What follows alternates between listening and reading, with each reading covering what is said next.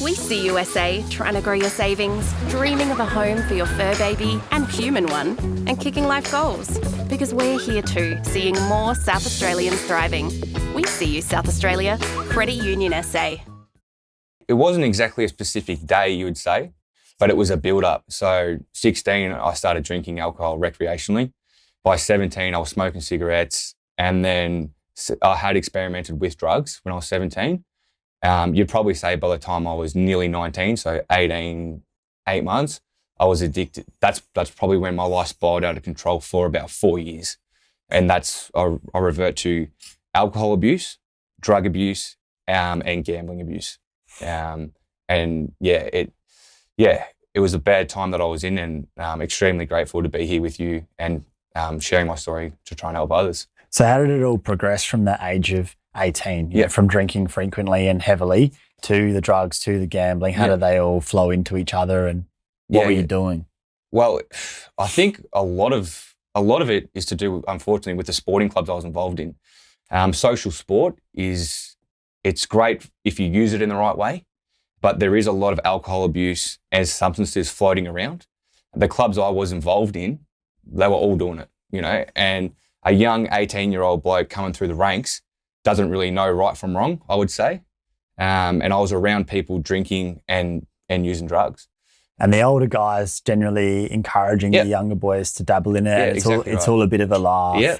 And, if you don't do it, you're a pussy. Or if you want to be part of the team, you've got to do some lines or whatever. And that's the culture. And it's all like, ha ha. Yeah. But the problem is you don't know who you're dealing with. Yeah. And young kids who've never touched anything before, you don't know what reaction they're going to have to that. Right. And you never know if someone's got a propensity for addiction, and you're dealing with extremely addictive substances. I think with footy clubs and just in our society a lot, generally these days, Coke, right? Where it's looked at as, that's just your whatever. It's not far removed. A nose beer is pretty much like having a standard beer, right? It is. But really you're dealing with a Class A narcotic that's one of the most addictive substances on earth. Yeah. And so some people can just do a few lines occasionally and walk away from it, but there's plenty of people that actually can't, and you don't know who's going to have what kind of response. Yeah. And then sounds like you felt like a lot of guys feel where, well, if I want to play footy and be part of the team, then I've got to do the off the field stuff as well.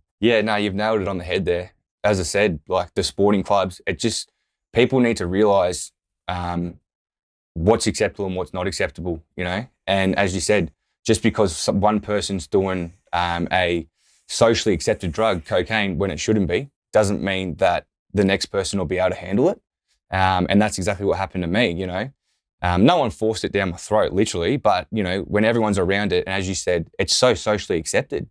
Having a VB or a beer is as socially acceptable as just having a line, and it's a disgrace. So is that what happened with you? Was it getting on the lines and not the pills? Or? Yeah, so I used every drug. So I was using MDMA, I was using ecstasy, I was using cocaine, I was using ketamine, speed. I've used mum and dad, sorry. I've smoked a crack pipe before, and that's the thing that it led to, So what did you actually get hooked on? Cocaine. Yeah, I was a fiend, and like I would sniff anything because I was a drug addict, but every single weekend, sometimes during the week, by the end of it, I was using cocaine during the week, and expensive habit. Yeah, in Australia especially. Yeah, it is expensive habit, but once you start off with one line, and when you're an addict, you'll always find a way to get it. You know what I mean? And I was working 2 jobs at one time. I was earning really, really good money, and no matter whether I've earned $750 a week, I've earned $2,500 a week. It didn't matter how much money I had, I would blow it all, and I'd find a way to scramble a bag of cocaine. Whether it'd last me a night, whether I'd get 2 or 3, and that's what my tolerance led to. Like, if I started again now, I would die. Because my tolerance by the end of it was up to 2 to 3 grams, because I was an addict. And how fast were you getting through that? Depends what I was doing on the night and where I was. But once I would have a taste of it, I could not stop, and I was a fiend. So some nights I'd be going through a bag on my own, and I'd be going through that in 2 hours, 2.5 hours, depending on who I got it from, the purity of it and all that, weighing it up.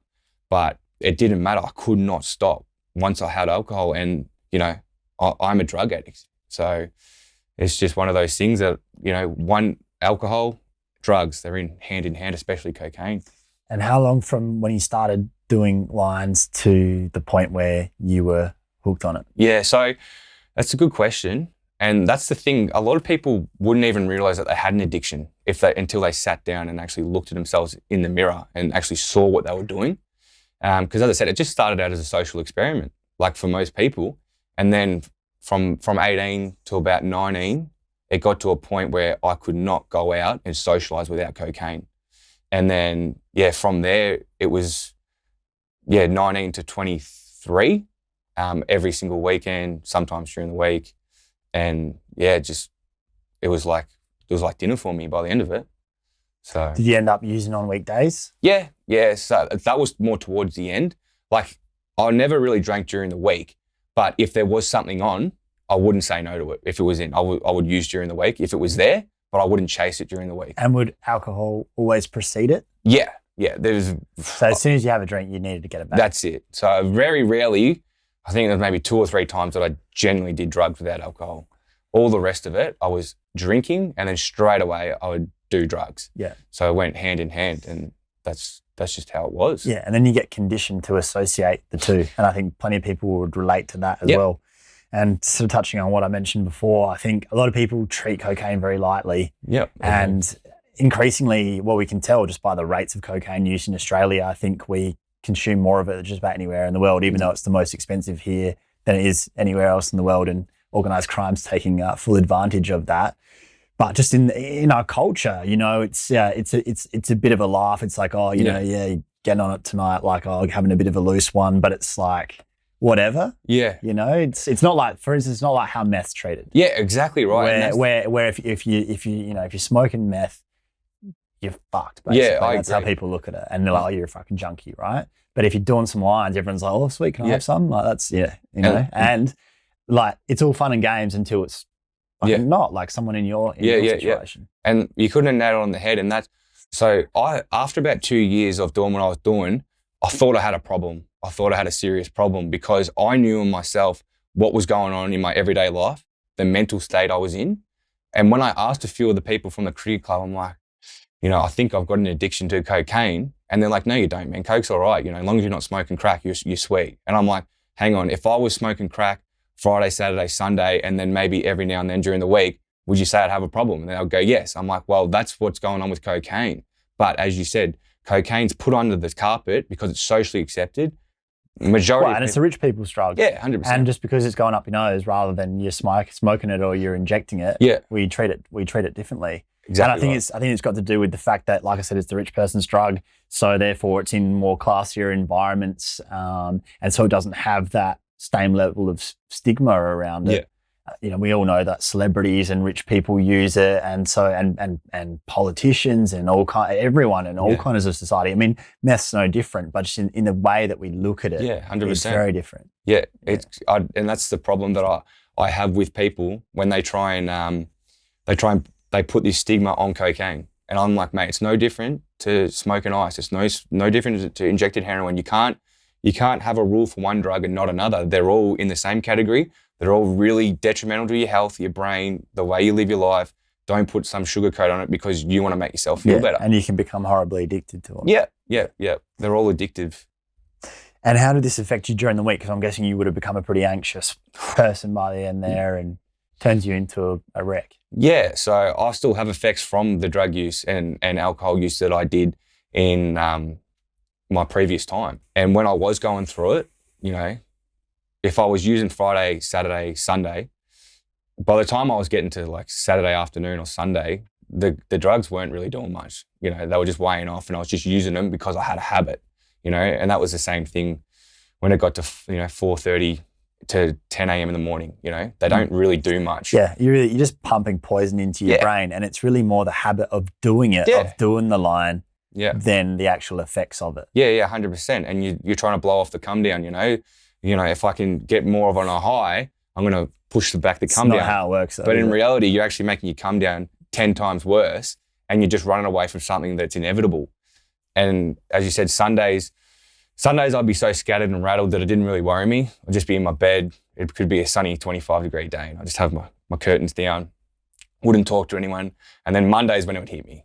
Monday I'd be bet regret because, as I said, I wasn't really an alcoholic, but you'd probably say 50-50. Like I never really fiend alcohol. But you had a reliance on it. Yeah, I had a reliance on it to get away from whatever it is that I was running away from. And then it led to the cocaine abuse, and then it led to the gambling. So Mondays you'd wake up, I'd have no money. And this was a cycle, as I said, for 4.5 years. You can't have had money for long if you were addicted to cocaine and gambling. Yeah, I know. So, and if I did go through some stints of behaving, I would have a couple of thousand saved up, and then it'd be gone in a weekend. You know what I mean? As a reward for being so good. Yeah, exactly right. If I had, 2 weeks off or whatever I was doing. So no matter what, I could never be in front, because it was just a domino effect, as I say. And the thoughts that I were getting, they weren't actually me, because the dopamine levels were all up and down in my brain. My brain had no time to repair itself or get any normal.